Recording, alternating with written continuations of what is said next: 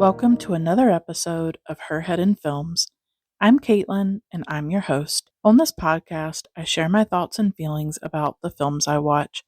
They tend to be art house and world cinema. What makes this podcast unique is that I weave together my life experiences with a personal and emotional discussion of film. I explore the impact that cinema has on me and why I connect so deeply to it. As I like to say, my head isn't in the clouds, my head is in films. Before this episode begins, I just want to share a brief note. What you're about to hear was recorded before my mother was diagnosed with cancer and before she passed away. I chose not to re record it because I think there's something sacred in how it captures a moment in time, a version of me that had not yet lived through that loss. What's very haunting, though, is that the film that I discuss in this episode, Cries and Whispers, in many ways ended up foreshadowing what I would go through with my mother. Cries and Whispers is a story about a woman dying and about another woman who stays by her side in those final moments. And in many ways, that is what happened to me and my mother. My mother was diagnosed with a rare form of cancer called angiosarcoma in May of 2025, and she passed away on June 14th, 2025. It went very quickly. We did not realize how advanced the cancer was. The doctors had actually given us an estimate of 6 to 9 months that she had left, and she passed away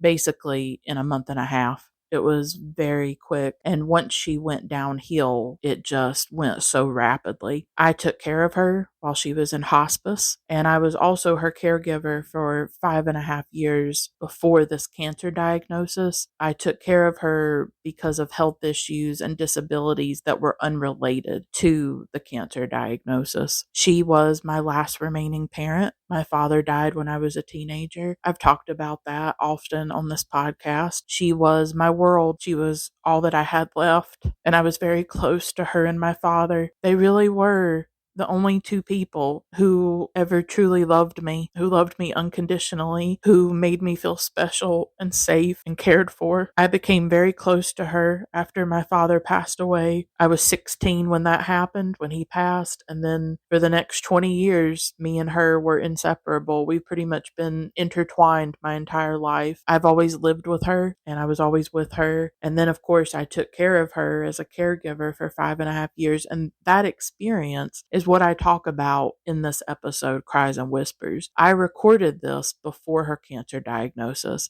and I was talking about being there for her and taking care of her for all these years. And I did not know what was to come. She was my best friend, my soulmate, and the love of my life. And I know that she felt the same way about me. I was with her in her final moments. I think my experience being with my mother as she died will change forever the way that I see Cries and Whispers, because I had no way of knowing when I recorded the episode that you're about to hear. I had no way of knowing that my own life would mirror the film, that I would be present with someone I love as they were dying, and nothing prepares you for it. I still don't know how I survived it and how I did it. All that I know is that I think the love that I feel, I still feel it. I won't say that I felt it. I'll say that I still feel it. She's been gone a few weeks now. I look at pictures of her and I watch videos, and she's still very present for me and very real, and that love is still there. And the love that I feel for her is what allowed me to be there for her. On the day that she died, for much of the day she was gasping for breath a lot. That's how we knew something was wrong. There was space in between her breaths, and so we knew that something was happening. We were preparing ourselves that she might go. That evening, I was in the living room. I was by her bed, and she was breathing, and her eyes were closed. She was not very lucid near the end, but she was not in pain. I am glad that I could give that to her, that in her final weeks, I was there and I took care of her and she was not in pain, and I made sure that she was not in pain, and I protected her and I kept her safe, and she knew that she was loved and she was surrounded by love when she left this earth. And that was my job. That was what got me up every day. That is what got me through the nightmare and the agony of watching her die. And that night I was sitting on the couch near her bed. 1 minute she was breathing, she took a breath, and then she didn't take any more breaths. And I knew that she was gone. I do find comfort knowing that she was at some kind of peace and that I was by her side and that she left this world surrounded by love. It hit me later on that she was there when I took my first breaths, when I came into this world, and I was with her when she took her final breath. And it was very sacred and it was a very holy experience to be with her in those moments. I don't even know if she knew that I was there, but I was. I hugged her body. I kissed her. I told her how much I loved her. I just felt so much love and so much gratitude. Gratitude that I knew her, that I was with her for close to 36 years, that she was my mother, and that we had each other. We lived for each other. We were all each other had, particularly after my dad passed away. She helped me survive that. She's the reason that I am still alive despite that trauma. Her love saved me time and time again. She took a piece of my soul with her, just like my father took a piece of my soul with him. And inside me is a piece of their souls, and they are part of me. And I will carry them on, and I will remember them, and I will love them forever. I will love them until I take my last breath. And I'm so grateful that they were mine. They were my parents, and that they loved me. Her spirit was so beautiful and so abundant. The house feels very empty without her. She was full of light and love and goodness. She was generous and caring and compassionate. She often was not treated the way that she should have been in this world, and she did not always get the love and care that she deserved. But I fought and I did everything I could to make sure that in her final weeks and in her final moments, she was not in pain, and that she was cared for, and that she was loved. I do not know how I will live without both of my parents. It's hard for me to comprehend that they are actually gone, but I know that I will continue to live. I will go on. I will stay connected to life. I will love. I will share my voice. I will listen to the birds and watch the sunsets and read poetry. I will watch films. I will speak up. I will dream. I will care about other people. I will drink in life, and I will be grateful for every moment that I am here, because she is a bag of ashes now, and my father is buried in the earth, and I am here. I am here living and breathing and talking and recording this episode and sharing my voice and sharing how much I love them and grieve them and miss them, but how precious and beautiful and wonderful they were. And so I will go on. I will keep living. I will keep sharing my voice and doing all I can to keep them alive and to remember them and to honor them. And so I thank anybody who has listened to this far and who listens to this complete episode. At the time that I recorded it, I put my heart and my soul into it, like I do with every episode for this podcast. I'm so grateful for this film, for Cries and Whispers. It now has taken on a meaning that I never could have imagined, because in a lot of ways I was Anna, and I was there with my mother as she died and as she left this world, and I was able to give her love and tenderness and comfort and care, and she was not alone. She did not die alone. She died with me by her side, and I am proud of that, and I'm grateful for it, that I could give her that. There is no way that I could return the love to her that she had given to me. There's no way, because she gave me so much love. There's no way I could repay that or give that back. But I felt like all I could give her was to be there with her as she passed away, and to make sure she wasn't in pain, and that she knew she was loved, and she did know that, and I'm so glad for that. So thank you for listening. Thank you to anybody who sent her a card. Thank you to the people who reached out to me through email. I will continue to make episodes, and I will continue to share my voice. I will continue to share my deep, personal, passionate emotions about art and about cinema. I will go on. and I will keep living and I will survive this and I will hold on to life and hold on to my memories and I will love my parents forever. So I appreciate you listening to this, and here is my episode about Ingmar Bergman's Cries and Whispers.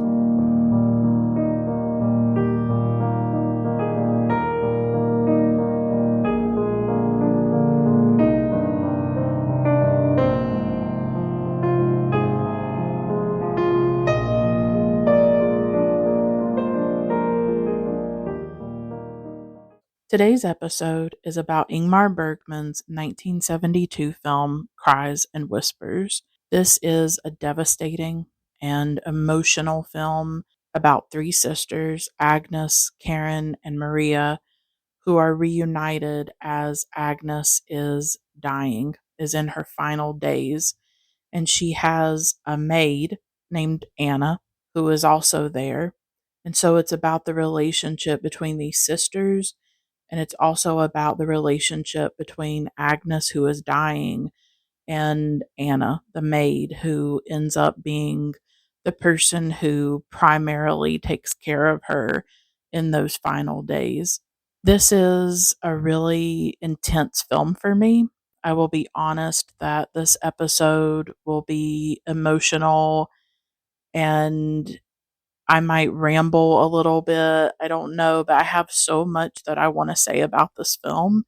It is one of my favorite Ingmar Bergman films. Right now, I go back and forth about what my favorite Ingmar Bergman film is. For now, it's The Silence. I absolutely love The Silence. And I've considered devoting an episode to that film, and that might happen one day. But I would say that second to The Silence is Cries and Whispers. And rewatching Cries and Whispers for this episode, sometimes I think maybe Cries and Whispers is my favorite Ingmar Bergman film. His work takes me over. He is probably my favorite director. It's between Bergman and Krzysztof Kieślowski, and it kind of switches from day to day or month to month. I love both of them deeply. Their work affects me on such a molecular level. The thing about Bergman is that he taps into very primal emotions for me. And even this film looks at suffering, isolation, the distance between people, the difficulty of connecting to each other. And that is something that is woven throughout his filmography. The gulf between us and other people. You feel it in the silence between the sisters in that film. And for me, Cries and Whispers and The Silence almost feel connected. And obviously, Persona as well has some connections to Cries and Whispers. But you see it in Autumn Sonata, a film about a mother and daughter who have a very tortured relationship. And I have an episode about Autumn Sonata, and for a long time, that was my favorite Bergman film. He gets at, and I think I said this in Autumn Sonata in my episode about it, he really has this ability or this gift, I guess you could say, at looking at the way we are deprived of love, that we need love from certain people, from our mothers, from our sisters or siblings, or our parents, or a spouse or partner or whatever, and how we ache for this love. We need it in order to survive, but we cannot find it. It is about often the way we cannot love each other or we cannot get the love that we need and the profound damage that that does to us, that it does to our souls. And as I've gotten older, I'm in my mid 30s at this point, I feel like as I go deeper into life, which is how I see aging, it's how I see getting older, is like I've told people this over the years, but a lot of people see aging as like a diminishment. And I'm not saying that there are not difficult things about it, right? And Bergman explores this as well in some of his work. Your mortality becomes more pronounced as you get older. You lose people, you go through things, your heart is broken more. But also aging as a woman, I guess I'll speak from that perspective. And I love the way that he puts women on the screen. And I feel that he often like sees into my soul and that he often puts my own anguish on the screen. I connect very deeply to some of the female characters in his work. The way I see aging is I don't see it as like this diminishment. I do see it as a deepening, as going deeper into life. And with cinema, my taste in films, my taste in cinema, or the directors I'm drawn to, or the types of films that I'm drawn to, has changed as I have gotten older as a woman. I see things differently. I see certain films differently than I did when I was in my 20s. I see certain directors, particularly male directors, and the way that they represent women maybe in a more critical light than I sometimes did in my 20s. Because when you get on the other side of 30, you see things differently and you see life differently. As I get older and as I go deeper into life, I find that there are certain directors that I hold closer to my heart and that I connect more intensely to. And Bergman has become one of those directors for me, where I feel like because he had such a vast body of work and he did films throughout the different stages and ages of his own life, that he touches on very powerful themes. This film is about death. This is a confrontational, uncompromising film about death, about illness, about the body, and it's not just about the body, it's about the sick body, the ill body, the suffering body, the body in pain, right? That is what this film is going into, along with the relationship between these sisters, the relationship between women. It's incredibly haunting for me, and it is very personal. I have been through a lot the last few years, and it is one of the big reasons why I stopped doing this podcast, why I have only done sporadic episodes, why I've struggled to continue to do it. I get really frustrated with sort of the online landscape now in terms of creating things and sharing them, because there's become this popularization of like content creators. And I guess podcasts would be included in that. I am not a content creator. I am not a content machine. I also feel very misunderstood in terms of what this podcast is. I am not trying to be an authority about cinema. I am not trying to be entertaining, and I am not trying to be popular or be somebody in the film world. This is more of an audio diary. This is more of a personal exploration or excavation of cinema. And I think some people turn on these episodes because I've gotten some I've gotten some bad reviews over the years, like really negative reviews. I think some people don't understand what this is. This is a space for me to talk about my life and for me to share my heart and soul. And I think some people put on a film podcast and they want to laugh or they want something entertaining, or they want what they're used to in, I guess, the podcast landscape. That is not what this is. And I'm not for everybody. I'm not for hardly anybody at this point. I've never been cool. I've never been accepted. I've never fit in. I've never been popular. And I've given up even trying at this point. This is a space for me to be free. That's what it is. It's for me to have a voice and to share that voice with anybody who comes across it and connects to it. And people can always just turn off the episodes. They're free, they're out there, and you're not paying. Nobody's paying to listen to my episodes like you would pay to go see a film, right? You can turn the episode off at any time, and many people do, I'm sure. I think at times people are not understanding the project here and the goal and the mission. The mission is for me to communicate what I feel about the films that I watch. And what I feel may not be what somebody else feels.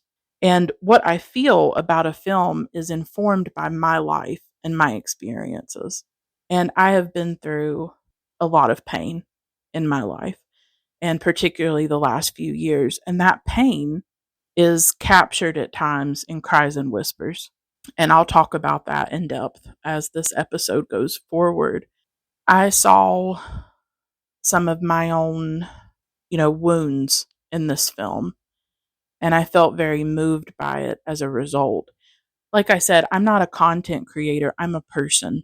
The things that started to happen in my life around 2020, I did the podcast for as long as I could.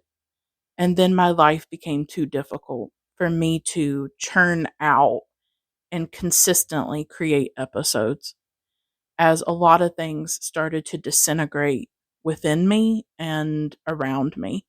And I'm a person. And everybody who creates something, whether it's a podcast or a book or anything online, that's a person. And we don't live by the algorithm or something. I had to step back, and I wish that I could have continued it for all these years. I wanted to, but I'm one person. I didn't have it in me. I didn't have the time, the energy, and even now, I am trying to continue it because I started this in 2016, and I've put my heart and soul and my blood and my sweat and my tears into these episodes. They are the only way that I've been able to reach people beyond my little world in the rural South in the United States. These episodes are the only way I have been able to make contact with the larger world. They're the only way that I've ever been listened to. My entire life, I've been invisible. I have been disposable. I have been overlooked. I have been ignored.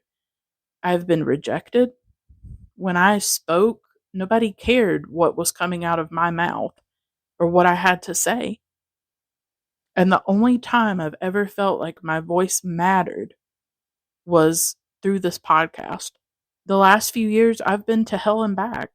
I've been through a lot, and I wasn't able to make episodes in the midst of that. And it's still very hard for me to make episodes because I'm a person. And I hate sometimes the way the internet turns us into products or turns us into brands or content, or the way we turn each other into content, and we forget the soul and the humanity of other people. And this film, it stirred a lot inside me. And when I was thinking about doing more episodes, because I knew that I wanted to, I also knew that this was the perfect film to explore certain things in my life that I have wanted to find a way to talk about or to share. And so I just wanted to say that, like, I think sometimes people turn on my episodes or they find my podcast and they don't really understand what I'm doing. And it's hard sometimes. Like, it's hard to put something out there for other people. I know that it's a risk, but sometimes it's hard to like live perpetually misunderstood, you know? And people can come across your episodes and totally misunderstand you or mischaracterize you or judge you or criticize you. And I've never handled that very well, even though I know that I am voluntarily putting this out into the world. But I'm doing it because I think that this has value. This is not just a podcast, this is like my creative outlet. This is the way that I express myself. That's what I'm trying to do. I'm not writing a book or doing a painting. These podcasts are my creative offering. I create them, I write the words and think of the words that I say. And so for me, they're an act of creativity. And they're also an expression of what I think and I feel and of my essence and who I am and what I want to say. And so I know I rambled about that. I wanted to share some quotes from Ingmar Bergman. Um, there's a really great book called Images, and I definitely recommend this book if you want to know more about Ingmar Bergman's films. He talks individually, I think, about almost every single film that he did, and there's really great material in there. And I will have all of my sources linked in the show notes of the episode. I've always done that. So, in Images, Ingmar Bergman wrote a few things about Cries and Whispers, and I wanted to share those quotes because I think that they inform my discussion of the film. So, from Images, he wrote, quote, "Today I feel that in Persona, and later in Cries and Whispers, I had gone as far as I could go, and that in these two instances, when working in total freedom, I touched wordless secrets that only the cinema can discover." Unquote. Wordless secrets that only the cinema can discover. I do think that that is the most powerful thing about cinema. And this is something that David Lynch understood. He recently passed away, and that was really sad news. And I think Lynch understood this. A lot of the greatest directors understood this. And cinephiles know this, is that often when we watch a film, it's about feelings. It's about what the film generates inside of us. And Bergman himself felt like Cries and Whispers touched something, that he got into some kind of depth that he had always wanted to go to. It's interesting, the title, he said, is from a music critic who wrote in a review of a Mozart quartet that it was like, quote, cries and whispers, unquote. So the title of the film is related to that review describing a work by Mozart. I thought that was really interesting. And Bergman also said that this was, quote, a consoling film, a film offering solace. If only I could achieve something of that sort, it would be a tremendous load off my chest. Otherwise, it's hardly worth making this film, unquote. And this is why I think films like the ones that Ingmar Bergman made are so important. And this is why I'm also drawn to films that are at times a bit darker, or they would be seen as very bleak, or I guess depressing to some people. And I think some people would ask, well, why would you want to watch this? Why would you want to watch a film about a woman dying, a woman in terrible pain and agony? Why would you subject yourself to a film like that? And I would argue that at times, and I don't watch films like this every single night or every single day, I would argue that when we see films like this, and sometimes they might put your own pain on the screen, or maybe there's just something about the film that's very powerful for you, even if you don't have like personal experience with what's happening on the screen. I find that consoling. Like, I find that to be something that offers me solace. And so I do think Cries and Whispers, even though it's dark and it's intense and it's devastating, sometimes devastating films like this are consoling because I think they make you feel less alone. If you're going through a difficult time in your life and you see a film that mirrors that or reflects it, or you see characters that are struggling with something that you've struggled with, I think it can just remind you, oh, I'm not the only one. I'm not the only one that finds life unbearable at times. I am not the only one who feels so achingly alone, who feels so desperate for love and care.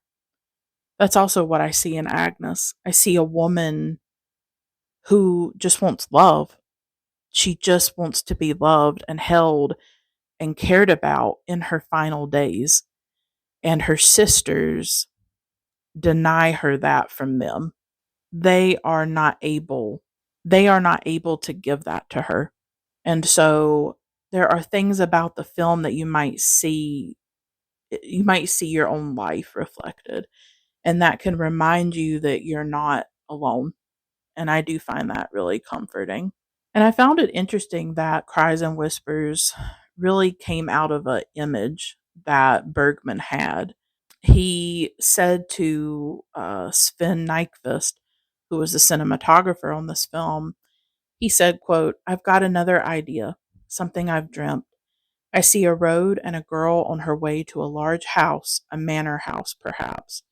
She has a little dog with her. Inside the house, there's a large red room where three sisters dressed in white are sitting and whispering together. Do you think it could turn into a film?" Unquote.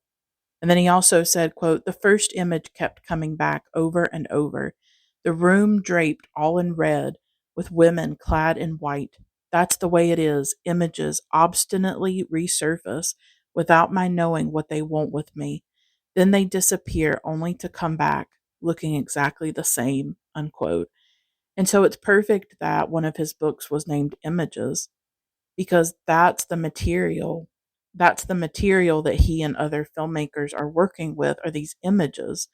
That's why they're very wordless, but that's why I think cinema penetrates and goes beyond language.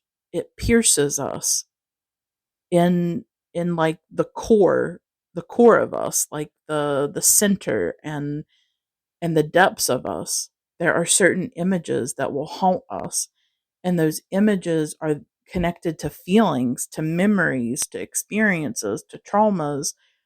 And that is part of the power of cinema for me, is it's almost like these images become these breadcrumbs, like leading me back to a feeling or an experience or a memory, right?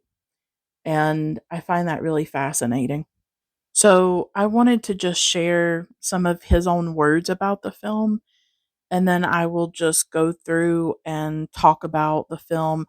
This is going to be maybe a more unstructured episode. I'm just in the moment. I want to share just some thoughts, some emotions, some of my own experiences that I've been going through. I hope that people find value in that. I don't know if this is going to be a very perfectly organized episode. I think I just want to be very free and just talk in a way that feels really natural for me. Cries and Whispers is one of those films that haunts me. I saw it for the first time years ago when I fell in love with Bergman. He was one of the first directors that I watched when I was becoming a cinephile. And immediately his work had an emotional impact on me. And I knew that I had found a director that understood very, very deep things about life. And the way that I often describe Cries and Whispers just in my head when I'm thinking about it, to me, it is a wound of a film. It's a film that takes me into very deep emotions. And I like that. I like films that take me into deep emotions. And in a way, I feel that films are like that red room where Agnes lies in Cries and Whispers. I guess I should say the cast. I think I forgot to mention that. Harriet Anderson plays Agnes. Liv Ullmann plays Maria. Ingrid Tulin plays Karen. And Kari Silouan plays Anna. I don't know if I said her name right. I apologize. So that's our cast. I feel that films are like that red room where Agnes lies. They are these spaces where we enter the deepest parts of the human condition: pain, rejection, abandonment, agonizing loneliness, because isn't illness the ultimate loneliness? Agnes is in a situation that is so lonely. She's just in that bed, in that room, in pain. And when your body starts to fail, when you are sick, when you are ill, that is probably the loneliest that you will ever be in your life, because you have to endure that pain alone. Nobody can be in your body. Nobody can take that pain away. They can only witness your pain.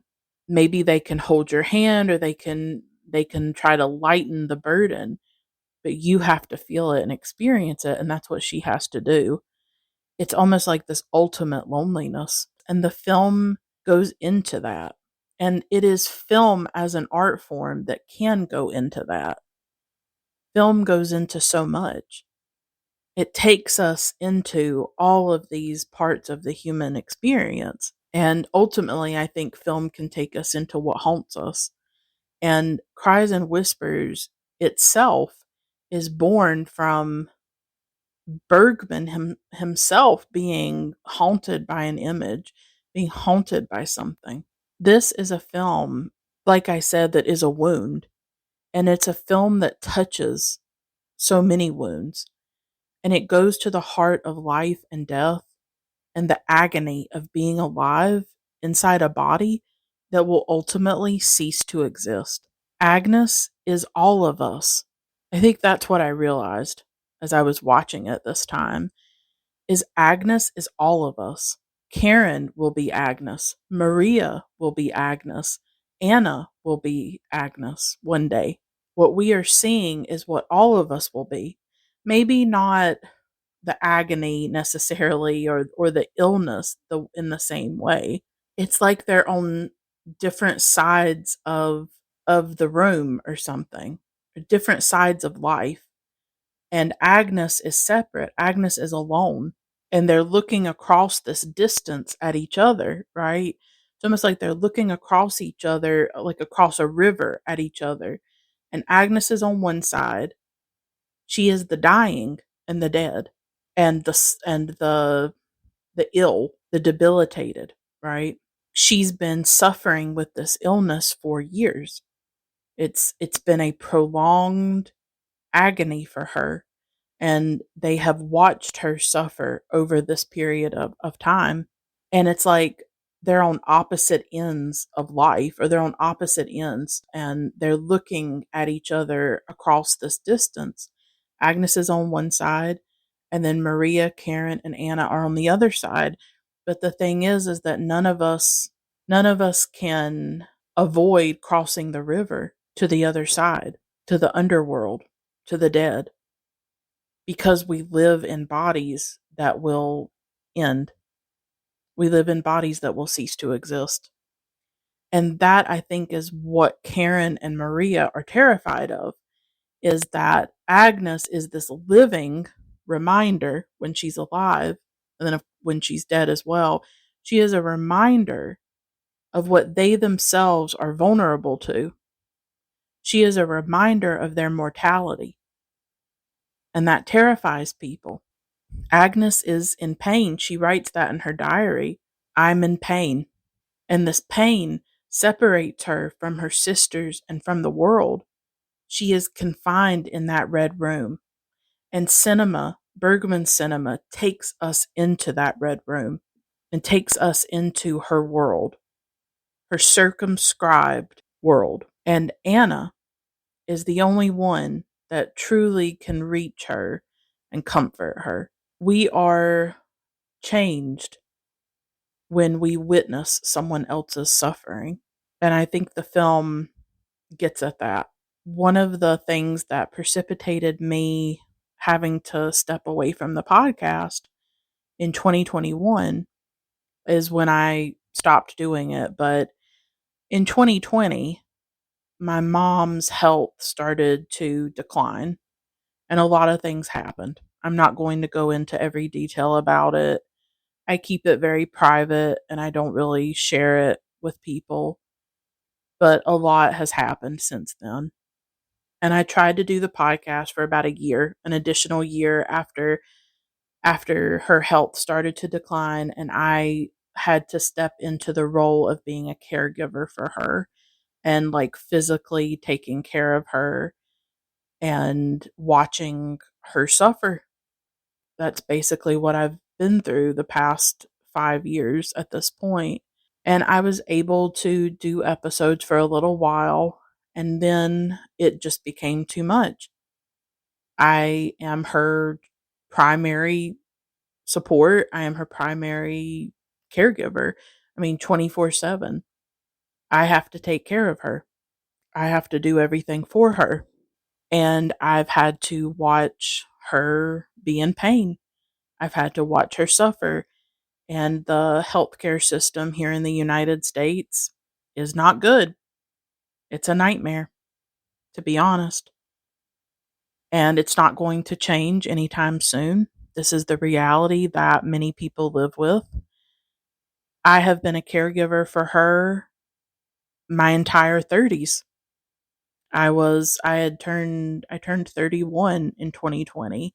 It's been like one of the most painful experiences of my life. Nothing prepared me, nothing can prepare you. It is physically exhausting. It is mentally like I don't even have words for it. I feel like when I started to become her caregiver and her health started to deteriorate, I feel like my life took a path totally different from other people. I feel cut off from the world by my experiences. It is lonely, it's isolating, it's agonizing, and it changes you forever. It changes you forever to watch somebody you love suffer. In my 30s, I have watched other people's lives go on, right? I've watched other people hit milestones or have things that feel impossible for me. I felt my life just collapse and shrink. The stress is off the charts. The stress on the mind, the body, it's just terrible. And my life is not like other people's lives because other people are not physically taking care of an adult and watching somebody they love suffer every single day. Most people in their 30s are not doing that. They are dating and finding a partner or having children or starting a family, working on a great career or something. And that is not my life, or other people are traveling, or that's not my life. My life is in service to her and to what she needs. And I live in the rural South. It's very isolating. It's hard to connect with people or to have friends. I'm estranged from both sides of my family. So it's basically just me and my mom and her husband. I wish I could put it into words what my life has been like the past 5 years. As I try to, I'm not able to. But I wake up every day and I've just had these moments where I'm like, why am I here? What is the point of my life? Why did I lose my father when I was a teenager and go through that trauma, which I still carry and I still struggle with? And then now in my 30s, I'm having to watch my mom suffer like this. I can't understand life anymore. I don't always even feel connected to life. I feel like I'm surviving. Like I am trying to survive a nightmare. Like I am trying to survive hell. And that's all I can do. What else can I do? So, in a lot of ways, this film made me think about my own life right now, my own situation that I am living, because I guess I'm like Anna, and then my mom would be more like Agnes. It's just, it's incredibly painful. I wish I had words to describe it better, but it has changed me forever. It has restructured my brain, I think. It has torn me apart. It has caused me like a total breakdown at times. I did not handle it well in the first few years. That's why I had to step away in 2021 as well, is that I emotionally was just falling apart. Other things were happening. The pandemic was going on, other stuff occurred, and I just could not bear my life. And I just had like a total like breakdown from the pain. It's been really hard. I don't know if I've ever felt so alone in my life at times. It is just so lonely. Witnessing suffering is, it's unspeakable. And what I've realized through this experience is that grief is not a one-time thing. I feel like grief is like this constant companion. It's something that never fully goes away in our lives. Our relationship with grief is one that evolves over time. I thought I knew grief, but I'm learning as I get older, as I go through this experience of being a caregiver in particular. I realized that I did not know grief the way that I thought I did at 16 when I buried my father, that there's always more to learn about grief, that my relationship with it is going to be lifelong, that there's never going to be a day that I wake up and I don't feel grief. And I think for a long time, I couldn't carry the grief, or I wanted it to go away, or I thought there would come a day when I would wake up and, oh, I'm not going to be grieving. But actually, it is just embedded in my life at this point. I'm always discovering new layers of grief and new forms of grief. It reveals itself to me day by day. There's the grief of losing my father. There's the grief of being a caregiver for my mother now. There's the grief of my lost dreams, the things that I dreamed about for my life that are not going to happen. There's the grief of not being able to go back to the past, back to a better time in your life, the grief of nostalgia. There is the grief of aging. There is the grief of getting older. There's the grief of, for me, never knowing romantic love, never being in a relationship, never having a partner, never having a man love me and care about me in that way. The grief of not having a family of my own. So I realized that I'm never done with grief, that we're never really done with grief, or maybe it's more accurate to say that grief is never done with us, that it never fully goes away. And I think that there is deep grief in Cries and Whispers, because the thing about Agnes is that she's this woman existing on the nebulous borderland between life and death. And Agnes wants to live. She wants to live. She fights death. She resists it. We all have to resist it. And she does. She fights for her life and she wants to live. And she's grieving the life that she is losing. And she's actually grieving that life for years. People who are in pain like that and go through a prolonged illness, there must be terrible grief that comes with it.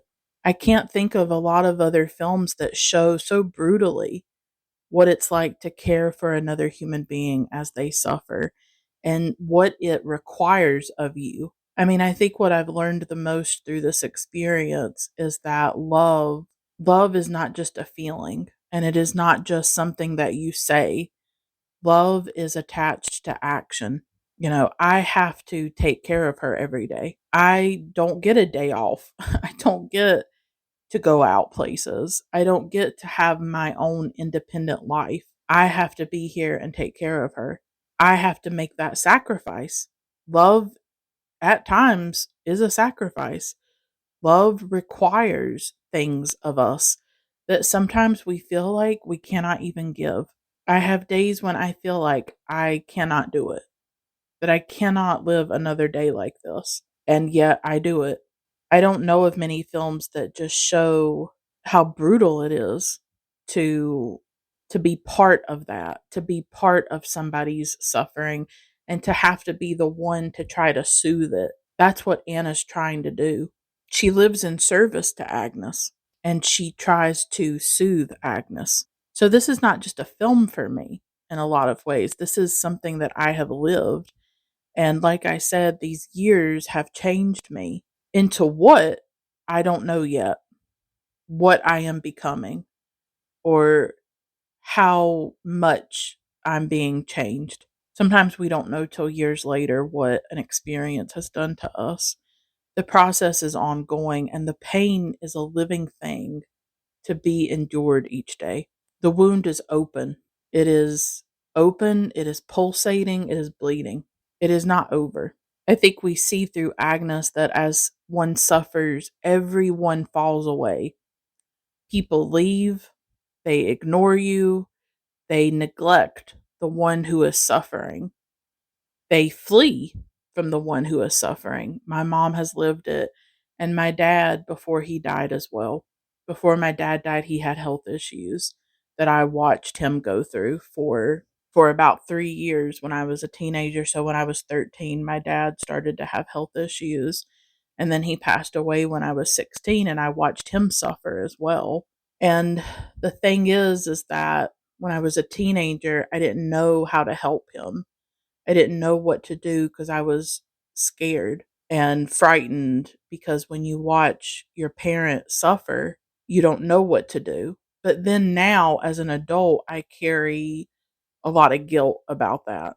I feel like I didn't say the right things or I didn't do the right things. And I feel a lot of guilt that like maybe I failed him and I wasn't like a good daughter and I didn't show the care that I should have because I was just a girl. You know, I was just a child and I was scared. I didn't understand what was happening to him and stuff. People fall away. When my dad was suffering, nobody was there. Nobody was there except me and my mom. We were there for him. And now with my mom, I'm there for her. Other people in her family, or they don't call her, you know, they don't keep in touch, they don't check in on her. People just disappear, like Karen and Maria. These experiences have made me who I am, and I try to share them on this podcast. And I know this is raw. I know this is not easy to listen to. I don't know who listens. Sometimes I'm like, why would anybody why would anybody want to listen to me talk about cries and whispers and about my own tragedies and stuff like that? I know that not many people listen to me, but I try to speak about what matters and I try to articulate my own perspective of life and the world. And I feel like what I'm talking about a lot is like the void. That's also what I'm trying to put into words. I go into myself and I tear out what's inside me and I try to offer that. I go inside, I go to my own depths. I'm not afraid of it. I'm not afraid of these feelings. And I just offer them in case others can understand. And that's what I'm trying to get at with this film. That's what I'm trying to articulate. There's just such a power about the film in that way. The red is like, I don't know if I've seen a red like what is in this film. That red room that Agnes is in, and red is all throughout that big, cold manor, right? And the film begins with red. It comes up throughout the film. Certain scenes fade into just a screen of red. I was trying to describe this red because it's like an orangey red, right? And to me, it's like the underside of our eyelids, like when you're laying in the sun or something, and the light hits your eyelids. It almost reminds me of that kind of red. And I feel like Bergman gets at the underside of life. And I've seen many of his films. I've seen almost 20 of his films. And I have to say that I do feel that he touched something very primal and very profound in this film. Something that it is consoling and it is comforting. and it lingers in a way that not all films linger. Obviously, because of the personal aspect for me personally, but it was one of my favorite Bergman films, but even before things happened with my mother and I became a caregiver for her. And I feel like it's a feeling almost before it is a film. And he captured a feeling inside the film, but I don't know how to even articulate that feeling. Or I guess that's what I'm trying to articulate. When I think about the void, we tend to think of the void as dark, as black, as that's sort of what we think of. We think of like a black hole in space. We think of something without light or color. And I wonder if like Cries and Whispers is like a different kind of void, like a red void. Or could the void be red actually? Like it's the red of a wound, of course, and of blood, but there's also something about the void in this film. Maybe that's what he touches because he's going into death. He's going into, like, he goes right into it, like the nothingness. But it's so interesting that he chose red. And it's very important to note that Anna, and I forgot to mention this earlier, Anna has lost her daughter. And this is such a central part of her relationship with Agnes, and Agnes has lost her mother. In the film, Agnes thinks about her mother. The figure of the mother hangs over this film. It is looking at maternal love. It is looking at the maternal aspect of women's lives. And the mother is a very powerful figure. This is why the film is even deeper for me, is that I'm taking care of my own mother. And in a way, I will never have children. I never wanted children. I thought I didn't want children, but when you get in your 30s, I don't know. Sometimes I think maybe I did want children and I never really had the choice, because if you're never in a relationship, then you don't really get the choice to have children. And in a way, what's happened through me taking care of my mother is like I have become the mother to my mother, right? Like when you become a caregiver, I guess in my situation, I have become the mother figure. I have become the maternal figure. And when you care for someone, maybe that's what you're accessing, is that maternal part of you.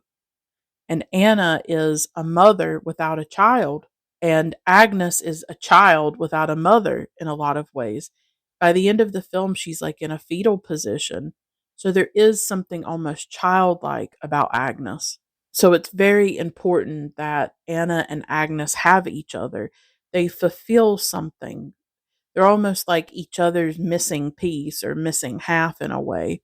The sisters lost their mother 20 years earlier, and Agnes often thinks about her. So she's still grieving her mother, or I think she's grieving her mother. Maybe she's not, but Anna herself is a grieving mother, and she becomes like the substitute mother to Agnes as Agnes dies. It's so interesting because with birth, we come out of the womb, which is like a void. And think of the redness of the womb. Think of the blood of the womb that we come out of. I mean, think of Frida Kahlo's painting My Birth and how bloody that is. Think of the placenta. We are born from the red of our mother's bodies. And in a way, like when we die, we return to nothing. We come from nothing and we return to nothing. I'm not religious. And it's just so interesting how the womb, if you think about it, it probably is red. I mean, with the blood, I mean, I don't know. Maybe it's not. Maybe I'm making all this up. But like when a baby's born, the blood is red.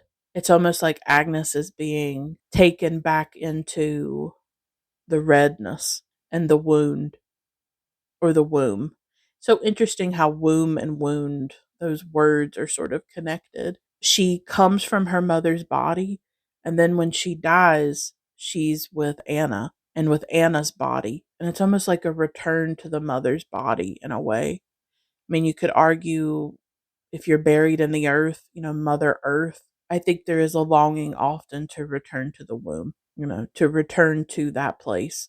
The thing about Agnes and her real mother is that they had a very painful relationship. the mother was cold toward Agnes, and yet Agnes still loves her. She says that she understands her better as she gets older, but the mother is fundamentally very cold toward Agnes, and that's something that really haunts her. And there is a coldness about the film. It's the coldness of these women, of their misery, of their inability to connect. It's the coldness of Karen and Maria. And Anna is such a counterpoint to that coldness. She's warm and earthy and maternal.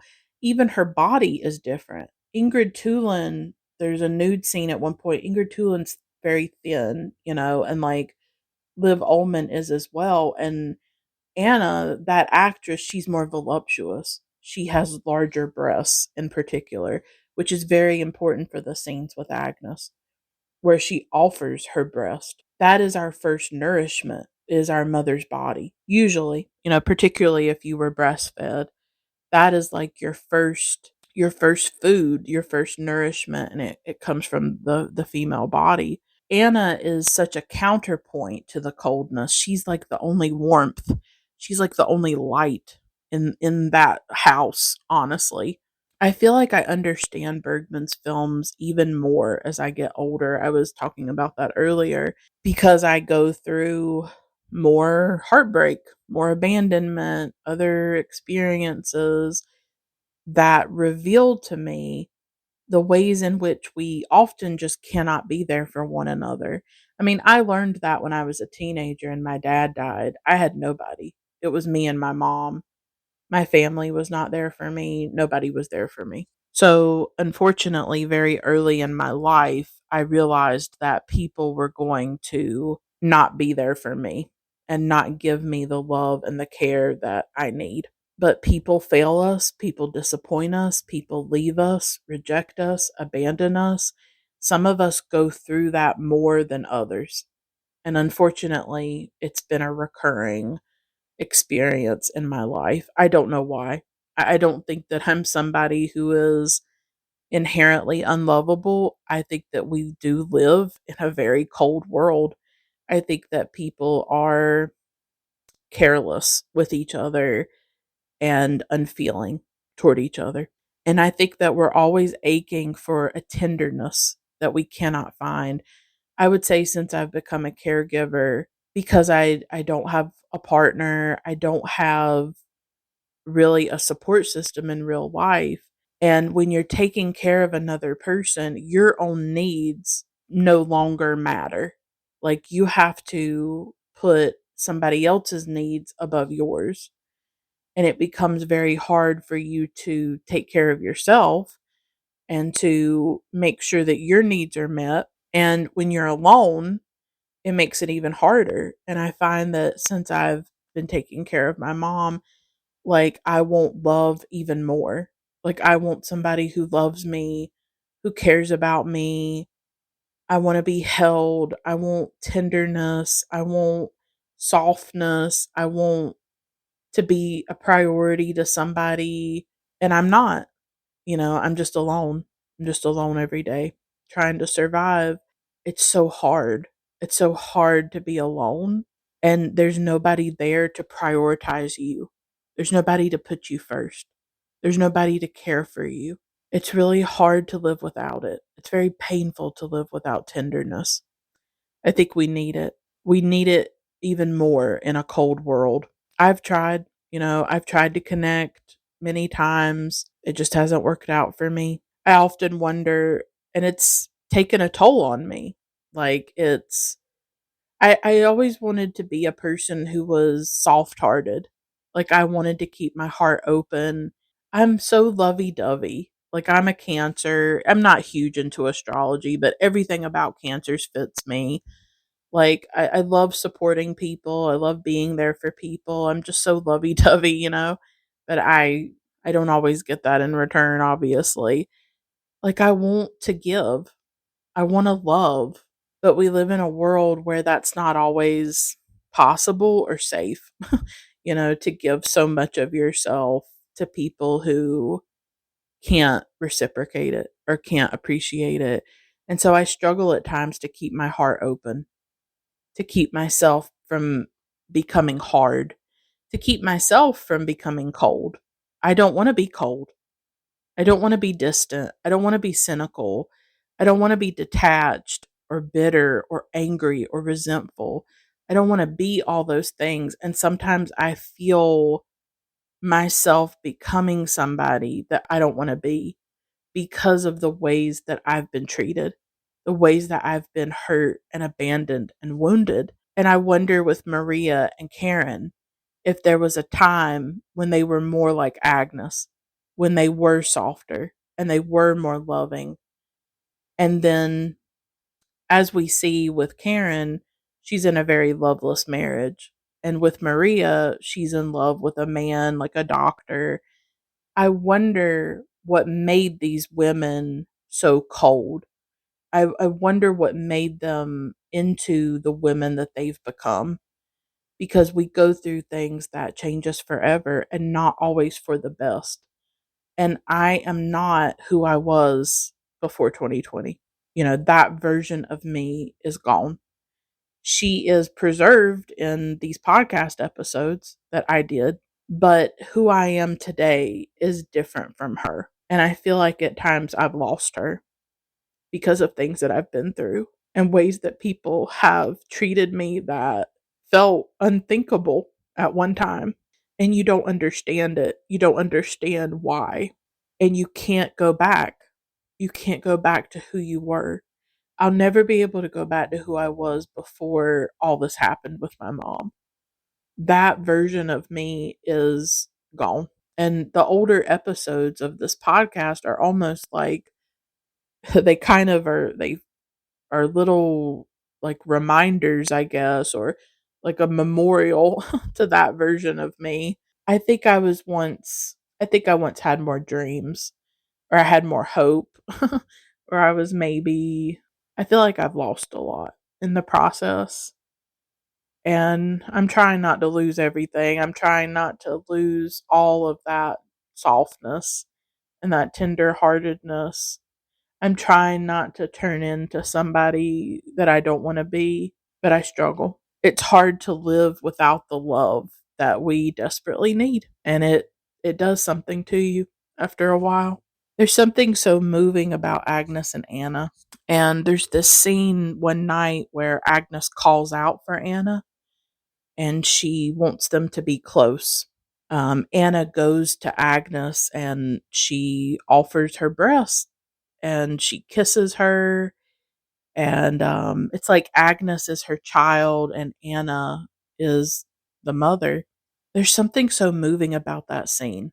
I find the nudity in this film is very interesting because I don't really see it as sexual or even erotic.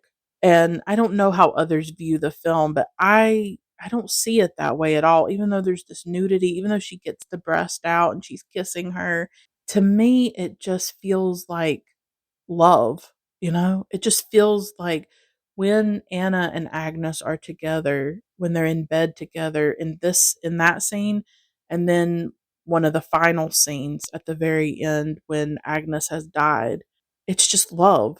Like to me, it's unconditional love. It is the love that your mother gives you. The kissing and the breast. The breast is more about the nourishment and life. She's trying to give Agnes life and mercy and grace and comfort and solace. It is a woman comforting another woman, a woman saving another woman. It is such a scene of love and tenderness. It is a way to be there for Agnes in her death throes, in her agony. Agnes is alone in that red room. And maybe, I guess one day we will all be alone in a red room. I mean, in a way, you could think about it as like maybe a metaphor for death or something like that. I think Bergman has this quote where he said he saw the soul as being red. Like the redness was connected to the interior of the soul. But she's alone in that room. That's also why the film reminds me a bit of The Silence, because in The Silence, Ingrid Tulin is also a woman in pain, a woman suffering, and she's often alone in her bedroom. separate from the world. Agnes is cut off from the world, and the only person who goes to her and holds her and touches her and makes her feel human and alive is Anna. The scenes of Agnes's pain, the shrieking and the screaming, and I've never seen anything like it. I've never seen anything like it. It's I don't know how Harriet Anderson did it. I don't know. But like you feel like you're watching this woman die. You can feel viscerally. It's such a visceral film in that way.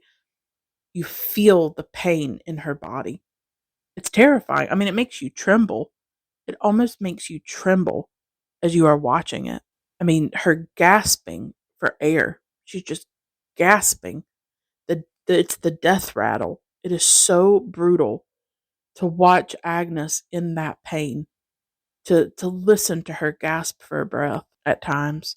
And then the screaming and the moaning, and because overnight is when she's gasping for air and it seems like she's going to be okay. And then the next morning is when the the agony just overwhelms her, and she's gone and it's over. The film intersperses Agnes's, dying with some insight into the sisters. We see Karen's life in a flashback.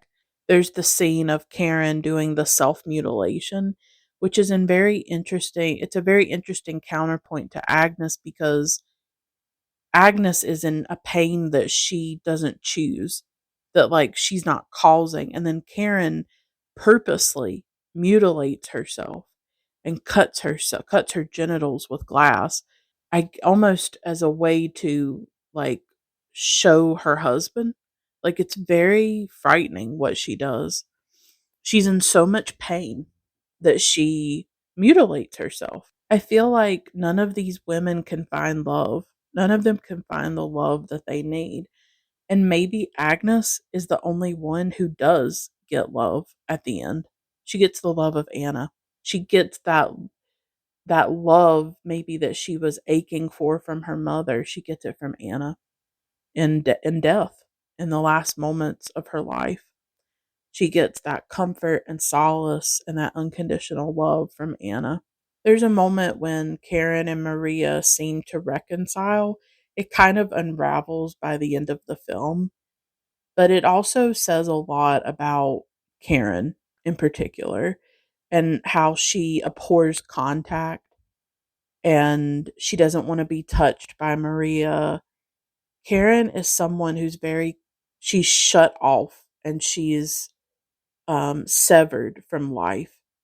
And it's just so interesting because Agnes, even though Agnes is dying, Agnes seems more alive than somebody like Karen. I think Karen is almost like the Walking Dead. She's someone who is sleepwalking through her life. She cannot feel. She does not want to be touched. She doesn't want to get attached or make contact with Maria. She can't open up. She's closed off. And I think it's because she's lived with such a coldness for so long. Because it is unbearable to be touched when for so long you've been starved for touch. It's safer to stay inside your walls than to take the risk of stepping out of them. It seems like the wall temporarily breaks.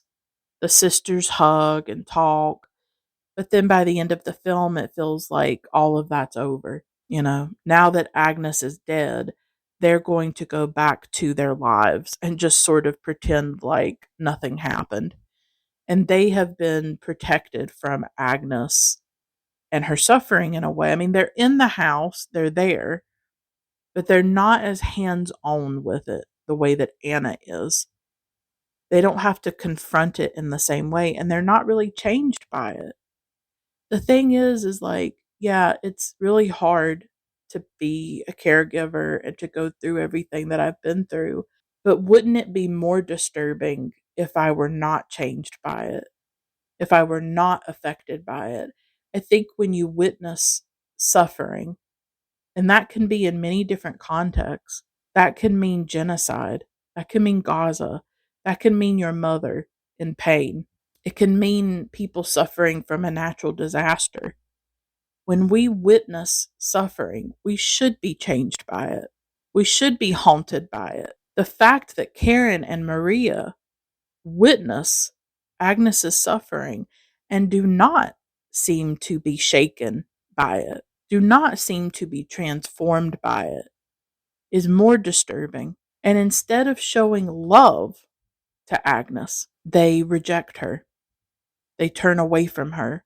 They abandon her in her moment of when she needs them, when she needs them most, because they cannot feel. I'm terrified by people who can't feel. I've known people like that. People who just sort of wear this mask and they have one emotion. They tend to be like these very chipper, toxic positivity people, or they have one emotion. I feel deeply. I've said this, to other people, like, I feel deeply, I live deeply, I think deeply. I'm not ashamed of that. It's not easy, but I can't turn away from suffering. I guess that's the meaning that I've created from my experiences, from losing my father, from witnessing his suffering, and now witnessing my mother's suffering, is that I don't turn away from it. I'm someone who can handle intense emotions. I'm like that in my friendships. I'm never the friend who's like, don't tell me what you're going through. Don't tell me what you really feel. I want people to be honest and authentic about what they feel. And people can talk about all the facets of their lives with me. You don't have to hide anything. You don't have to pretend like everything's great when it's not. I'm not that person. Like, I hate the term trauma dumping. At times there's a legitimate time to say it. I don't like therapy speak in general, but I don't like when somebody just opening up about their lives or sharing difficult emotions. I don't like when that's labeled trauma dumping. Yes, there are people who will unload all of their issues on you and then never reciprocate the support. Of course, I'm not saying that doesn't happen. But any time you share about vulnerable things or you're having a difficult time and you open up to somebody about that, that should not be labeled trauma dumping. It is okay to talk about all facets of the human experience here. We should be affected and changed by witnessing suffering.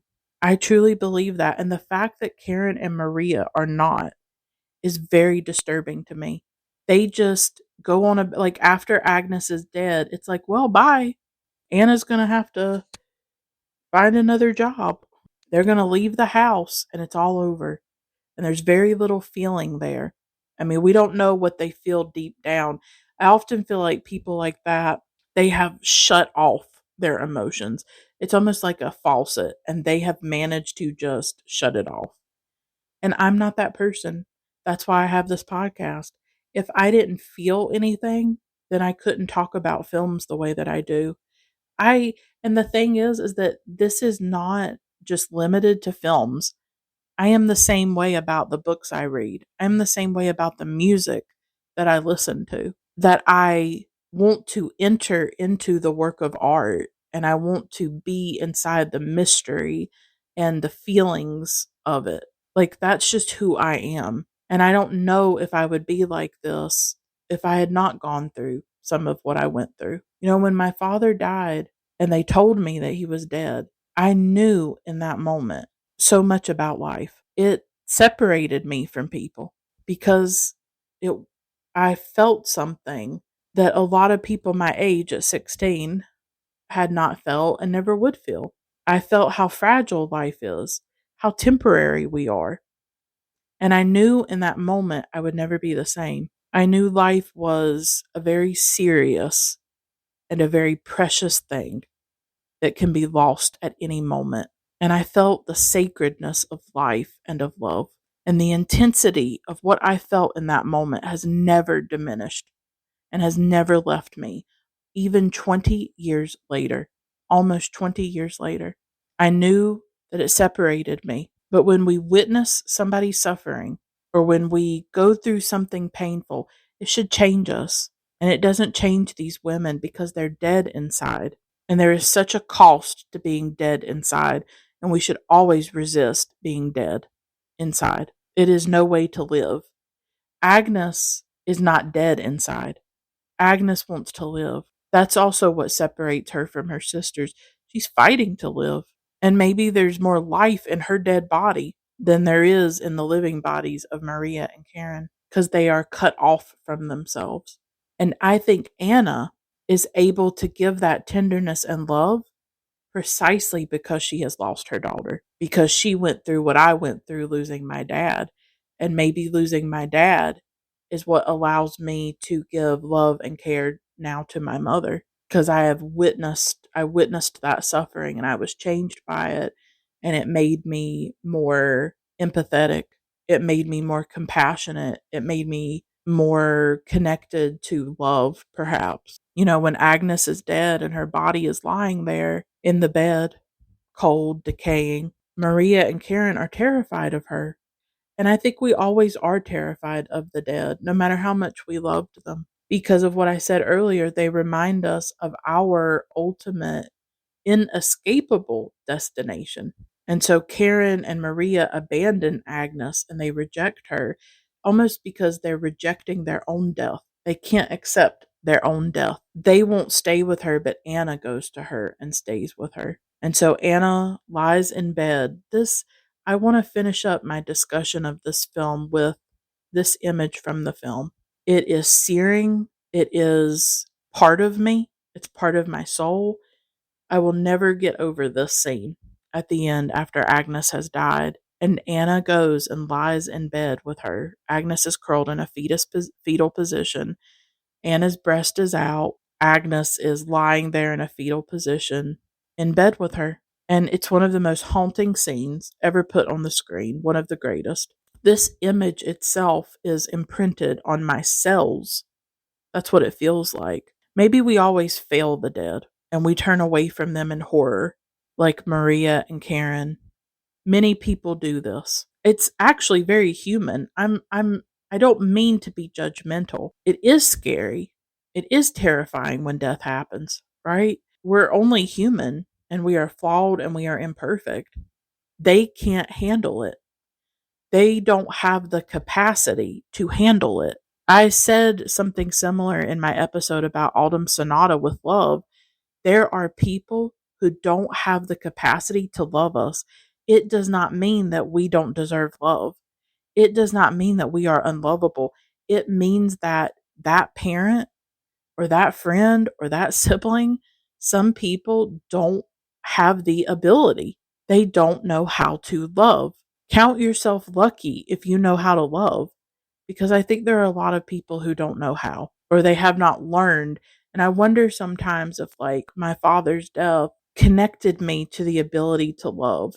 It's like when you connect to your mortality, when you connect to the fact that you will die, that the people you love will die, that we are fragile, that we are vulnerable, that we are small, that we are sort of unbearably fragile and temporary. We are unbearably temporary in these bodies. To me, that generates love because it's like, this is momentary and this is fleeting and this is precious, and we're like, we are a flicker in the universe. Why would we not want to love each other?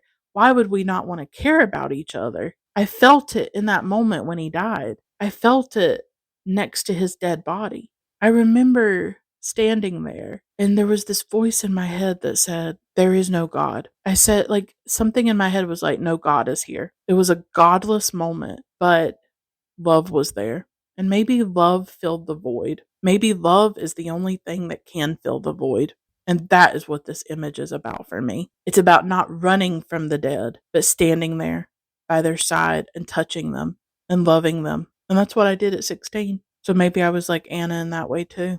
I was there. And to be connected to love and to loving the people in your life. Certain people cannot touch the dead, but certain people do touch the dead. Certain people do not turn away from the dead. I mean, I think of the figure of Persephone who goes to the underworld, and a lot of people don't know that there was an original pre-Hellenic version of the Persephone myth. It's the version before the more popular and well-known Greek version. And in this pre-Hellenic version, she chooses to descend to the underworld. I've always loved this. She voluntarily goes to the underworld. She's not kidnapped, she's not raped. She actually asserts her agency. She hears the dead crying out and she wants to help them transition from life to death. And I see Anna in this way, perhaps. She can be present with death. She has lost her daughter, and maybe she uses that experience to comfort Anna, to comfort Agnes, I mean. Losing her daughter actually forces her to live in two worlds, that of the living and that of the dead. She's at home in both, and not everybody's like that. And so, what Anna does, I feel, in that moment at the end with Agnes's dead body, is that it's an act of unconditional love. It is like the ultimate image of unconditional love and care. It is unbearably tender, that image. It is so important to me. I'm even struggling to articulate everything that I feel about it, but that is the truth, and that is how I feel about it. And the film ends with Anna reading a passage from Agnes's diary about a time of wholeness for her when she's with her sisters and Anna, and they're walking on the grounds of the estate in autumn, and Agnes is feeling good after so much suffering. It's a time years ago when there was sort of a break in her illness. She hadn't been out much, and she is walking around with her sisters, and they have their parasols, and she writes, "All my pain was gone. The people I'm most fond of were with me. This really is happiness." And I think what the message is for me is a message of love. It's not just the love that Agnes finally finds at the end of her life with Anna. Seeing the sisters reunited that way, Bergman leaves us with that image. And he leaves us with the image of togetherness and of love. That in that moment, Agnes feels a sense of love for her sisters, for Anna, and for life, a love for life. And the screen shows the phrase, "and so the cries and whispers die away." That's what he leaves us with. Is like, yes, this is a devastating film. It is about death and illness and isolation and coldness and the inability for people to love one another. These are themes woven throughout his filmography, and they're very resonant. But I also think it's a film about love, about the necessity of love, unconditional love, love that comes maybe from a sacrifice. Anna, it's not easy for Anna to sit with that dead body, but she does that, and she gives love to Agnes. That's the way I view it.